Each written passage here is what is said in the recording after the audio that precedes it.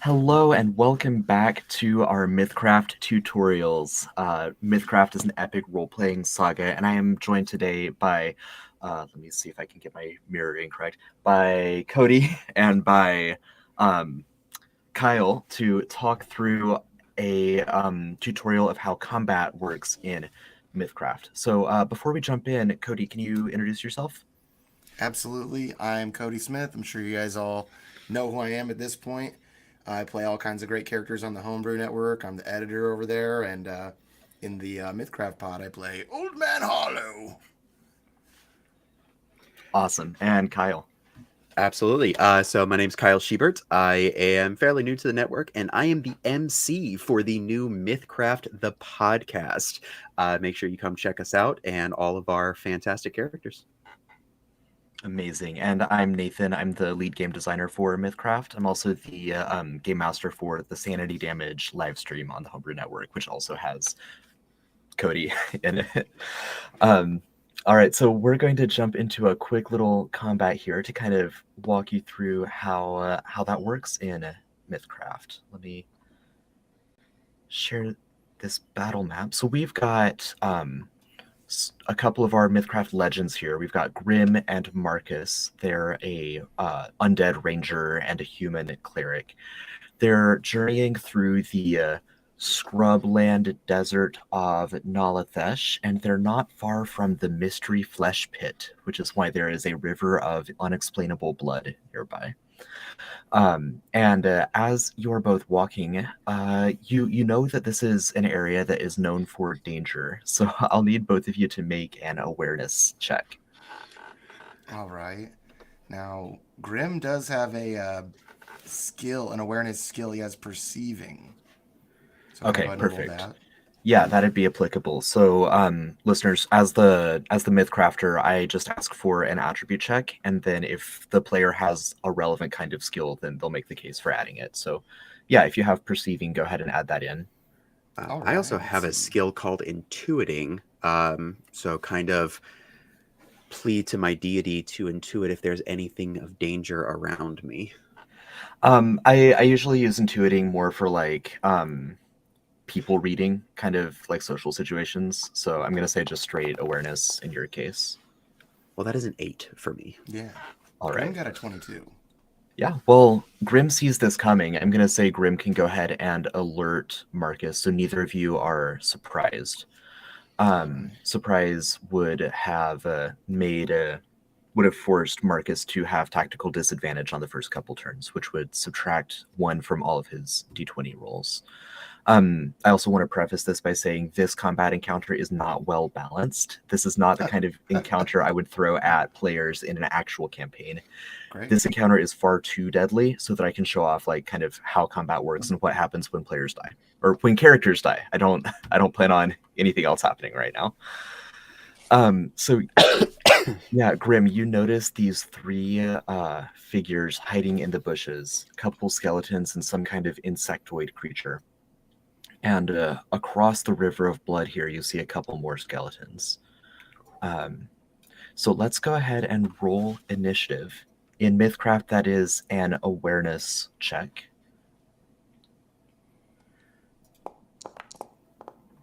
Marcus, look out. We're surrounded. 21 for me. Yeah, Nice. I got 14. All right. I'm going to go ahead and add you to initiative here, just so that I can keep track of it. I guess I'm going to have to re-roll all these dice, and then I'll manually input the numbers. We It's a are dice working out fest. the VTT stuff. Yeah. Because it's not like fully integrated. It's just kind of mapped over the like open world builder. 21 for Grim or for Marcus? For Marcus. Oh, okay. Grim got 14. Got it.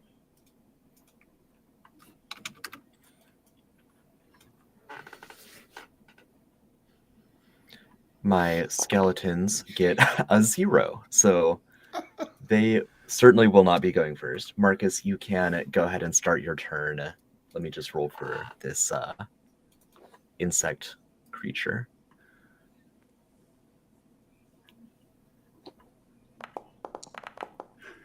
Oh, for a second there, I was like, oh, hang on. But no, they got a 4. Oh, perfect. All right. So Marcus, starting my turn, I have 3 action points to be able to do something with. So I think what I'm going to do is, let me see the distance here of our scorpion boy. I am going to use a spell called Shining Bolt. It costs 2 action points and 5 spell points. So I am going to go ahead and do that. Ooh, that is a 9 to hit. What is that target? That is targeting his AR. Okay. AR is armor rating, so that's going to miss. So what happens when you miss with that? So missing with this, I have expended my action points, but I actually do not expend the spell points needed for that, which was Nice. 5 spell points. So I get to keep those. So I'm not losing anything besides the action points. Okay. Fair enough. And then what I think I'm going to do is I am going to end my turn with 1 action point so that I can bank it. And then during someone else's turn, I actually can spend a reactive action point, which I'll get to if it happens. All right. Okay, so several things came up in that turn. I'm just going to talk through them each real quick, and then we'll get into the monster's turn. So action points, you get a set number of action points at the start of each of your turns, and you can spend them to do anything that you want, that you have the ability to do. So that could be movement, that could be making weapon attacks or spell attacks, as Kyle did. And you can make the same weapon or spell attacks or move as many times as you have action points for. So theoretically, if it costs 2 action points, right, to cast Correct. Shining Yes. Bolt? Okay. So if Kyle had 4 action points, he could have just done it twice on one turn. Banking action points, you can save a number of action points equal to half your level, rounded up, plus 1, which you add to your new action points at the start of your next turn. Kyle saved 1, so if he doesn't use it, then on his next turn he'll have 4 action points.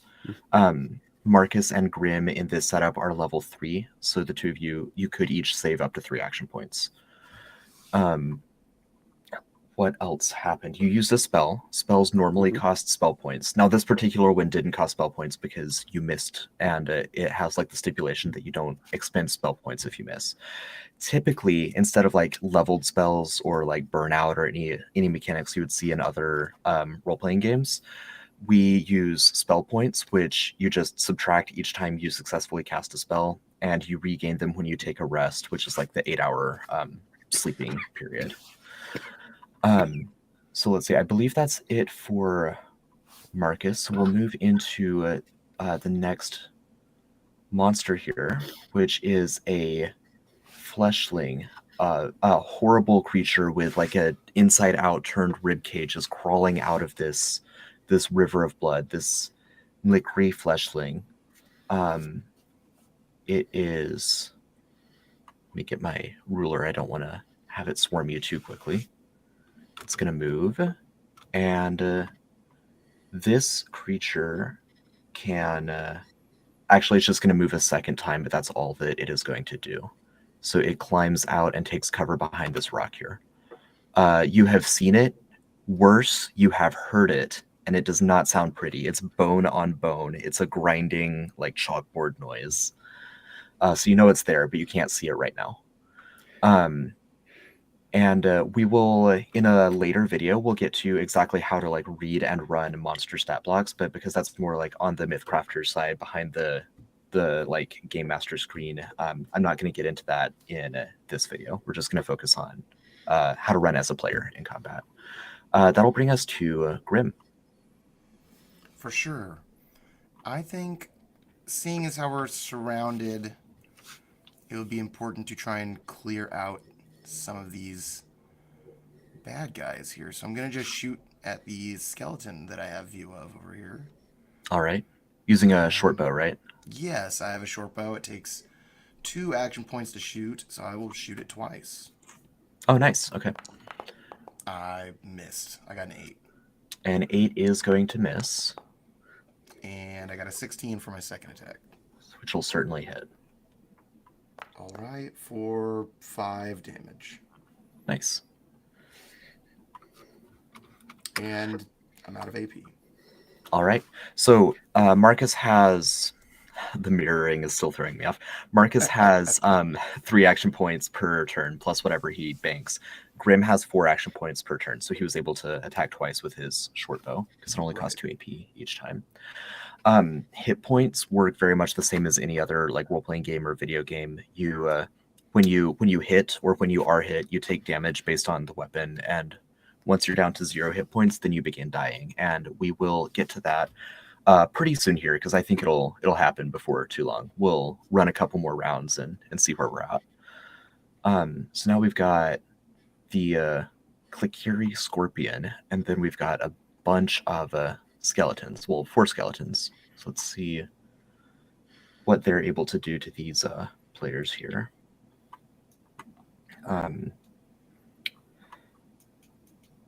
Yeah, Caustic Spit has a range of 60 feet. So let's have this guy move out from behind the tree cover here and just launch some Caustic Spit at Grim. This is going to be against your armor rating.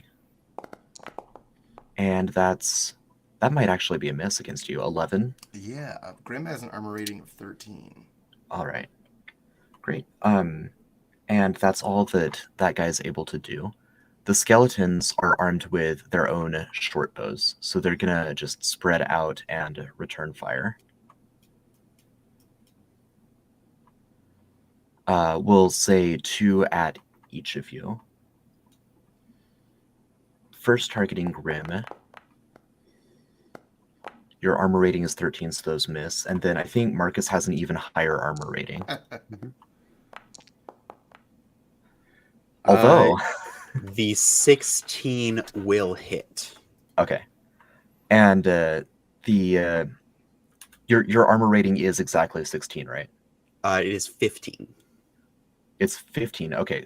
Meets it. That's right. Yeah. Correct. So both of those actually do hit. I cannot use this. Nope. This is an ally, my ability that I have here. Oh, yes. Yeah. That's going to be a total of 8 damage to you. 8. Okay. And that'll bring us back to your turn. So you now have 4 action points. Since you saved 1, Yep. Holds over to the next turn.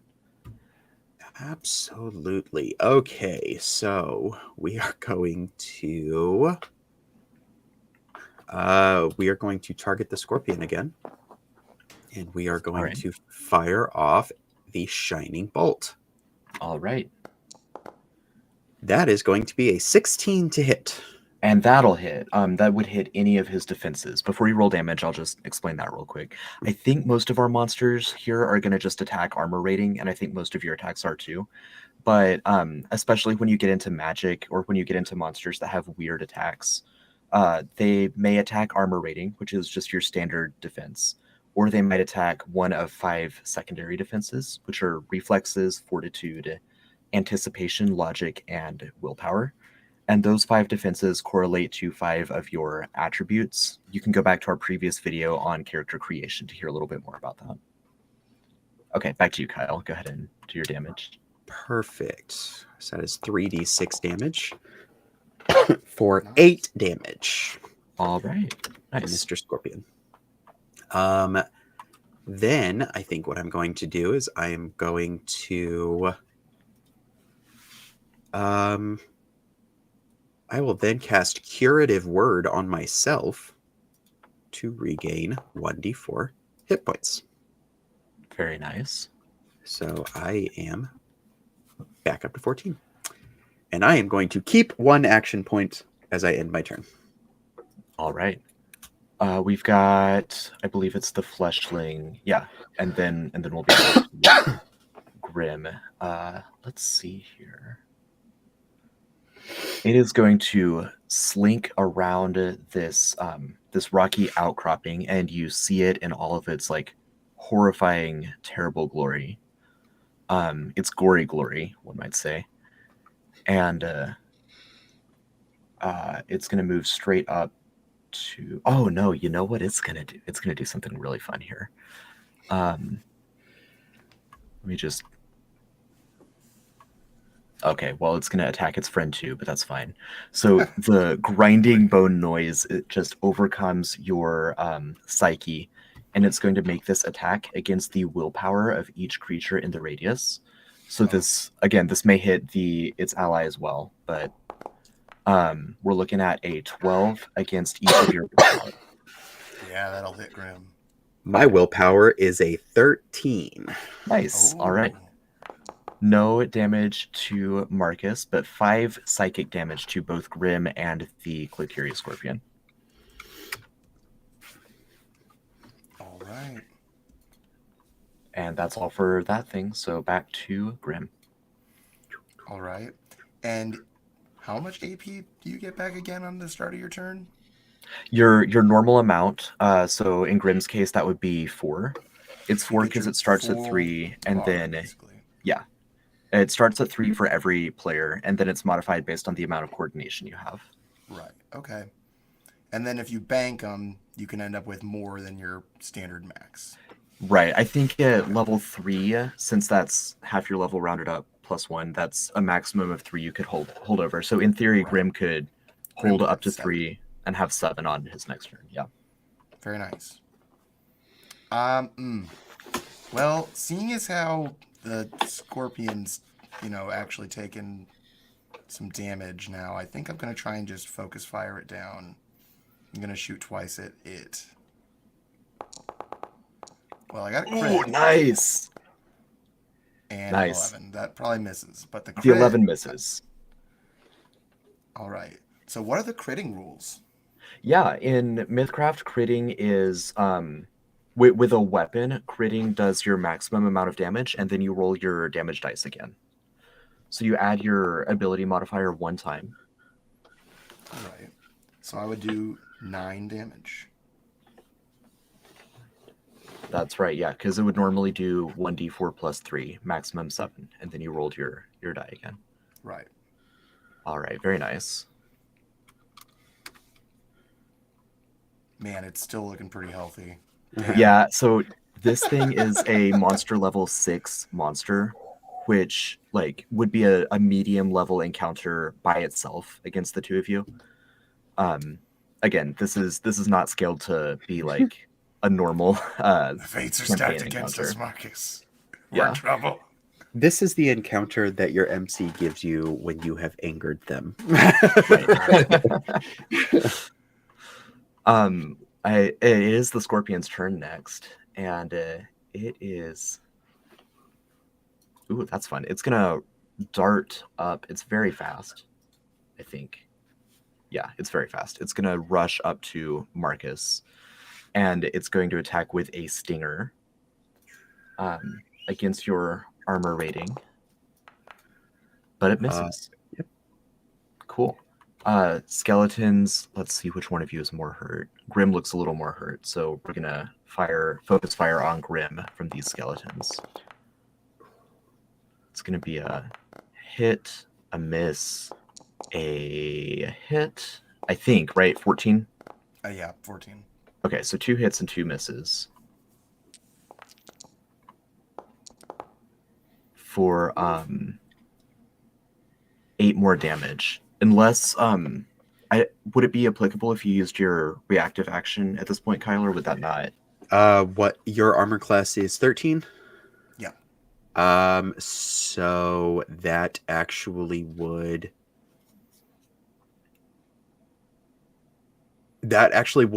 if I did. Okay. So I'm going to use Divine Ward. Okay. I thought his armor class was a 12 for some reason. Gotcha. Yeah. So I'm going to use the Divine Ward. Would have been on that 14, which actually would have raised Grim's AC up to a 15 Nice. until the start of his next turn. So only one of those will actually hit. Okay. Yeah, so we'll, for the sake of the demo, we'll say just take the 3 damage instead of the 5.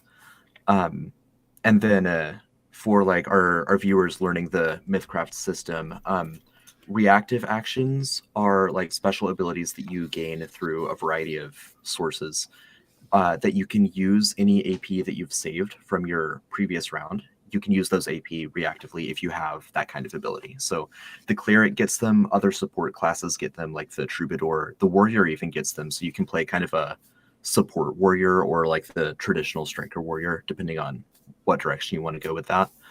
And again, especially with like support builds like the cleric, it's always good to save a couple AP so you can use them in that way. And then if you didn't end up needing them, then you just get those extra AP on your next turn. All right, so that's been a couple rounds. Although I was merciful and said take 3 damage instead of 5, I'm now going to put Grim down to 0 health. We'll say it's been like 4 or 5 more rounds of combat. You've been holding out. You've been doing really well, but now you're you're bleeding out, but you're undead, so I guess your bones are breaking and marrow is like oozing down your forearm, whatever that looks like. And I'm just gonna make Marcus bloodied as well. So let's run through another round of combat. I'll explain how death points work when we get to Grim's turn. I will note now, Grim is still up and still fighting, even though he's at 0 health. He's not necessarily like unconscious on the ground. So back to the top of the initiative order would be Marcus. Okay, so we are going to, for the sake of the demo, I will not heal right now. Yeah, maybe let's do 2 rounds and you can heal on like the second one. Yeah, right. So we're going to just swing this Morning Star at the Scorpion. That is not going to do it. Sure isn't. 2 of my action points, so I have 1 remaining. And I will bank that and pass my turn. All right. We've got the fleshling here. It's going to move on up to our friend Grim. Obligatory things are looking grim joke. And it is going to bite you, Grim. Well, actually, it's not. You dodge out of the way. Which is very fortunate because now it's your turn. You're starting your turn with 0 hit points. If you end your turn with 0 hit points, then you'll gain a death point. And I'll come back to that after you do whatever you want to. Sure. Well, let's just try and take out the Scorpion. See if we can't kill one of them. Yeah. Damn it. So I got an 8 and a 16. Yeah, 16, you got him. Ooh. 4 damage. Great. Yeah. Low rolls. Yeah. That's what led me to this predicament. Following a cleric of Tovare, Marcus here, led you into this dire strait. I should also note that I didn't subtract any of the monster's health when I fast forwarded. So again, call me terribly unfair. But we knew that going in. So right, exactly. Okay, so Grim, you end your turn with 0 hit points, and that means you gain 1 death point. Once you gain 8 death points, that's when you die. So as a player, you get the opportunity to, in true Boromir fashion, go out in that like blaze of glory. Or you get the chance to run away and live to fight another day. Running away is by no means guaranteed. Monsters may chase you, they may catch you. But if your friends are like, especially in a long-term campaign, if your friends are around and are able to hold off the monsters while you retreat, then you can start catching your breath. That's one of the 3 types of like recovering. So there's taking a rest. I mentioned that earlier with spell points. That's like the full 8-hour deal. You get your hit points back, you get your spell points back, and you remove all of your death points. There's recouping, which is like an hour of downtime. And with recouping, you get some hit points back. That is a quarter of your hit points, of your maximum hit points, but not beyond half your total health. So You can only regain health from a recoup if you're bloodied, which is at or below health. I think that term is used in almost every like video game. It's used in some editions of D&D. So bloodied is like half your health. If you're at or below that, then recouping will give you some of your health back. Recouping also removes 1 death point, so it's a good way to keep journeying throughout the day. Catching your breath doesn't remove any death points, but if you're at 0 hit points when you start catching your breath, you don't gain death points. And after 5 minutes, because that's the entire duration of catching your breath, you regain 1 hit point. So you go from 0 back up to 1, and you don't die. So that's kind of like the option that Grim is confronted with here is running away and catching his breath, or continuing to fight, risking a permanent end. Now we'll do one more round of combat and demonstrate like some mid-combat healing here. I'll just also say, when you end your turn with 0 health, you gain a death point. But when you would take damage and you have 0 health, you gain 2 death points. So that's especially punishing. If you're surrounded by a pack of wolves and you're at 0 health, like things are not looking very good for you. So back to the top of the order, it's Marcus's turn one more time. Okay, so I just want to kind of showcase one of these. So rather than healing right now, Marcus is going to reach over and touch Grim and cast Stabilizing Touch, Nice. which is one of the very cool cleric things, where by touching a dying companion, you bolster their resolve. And if they end their turn with 0 hit points, they actually do not gain a death point. So that is one we'll say that, Marcus is running out of spell points and needs to just do something. And that is a prayer, which means it does not use spell points. Yeah. And then... finish your thought. Yeah, I was just going to say, and then Marcus is just going to bank a thing. Perfect. Yeah.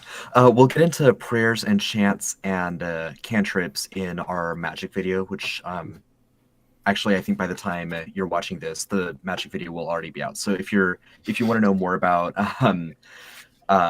prayers and things of that nature and spells and rituals and invocations, go check out that previous video. That'll have all the information there for you. All right, so that will prevent you from gaining a death point at the end of your turn, Grim, but the fleshling is still gonna try to bite you and it's not gonna give you more death points. For the purpose of demonstration, I'm gonna have the skeletons jump in and go before you. Oh, great, yeah. Yeah, just to see if they're I shooting can. me to death.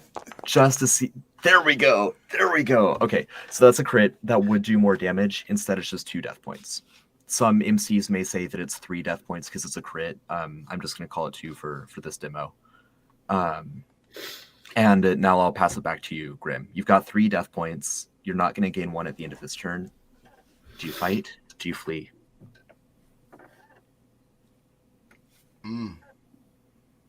Yeah, it ain't looking too good.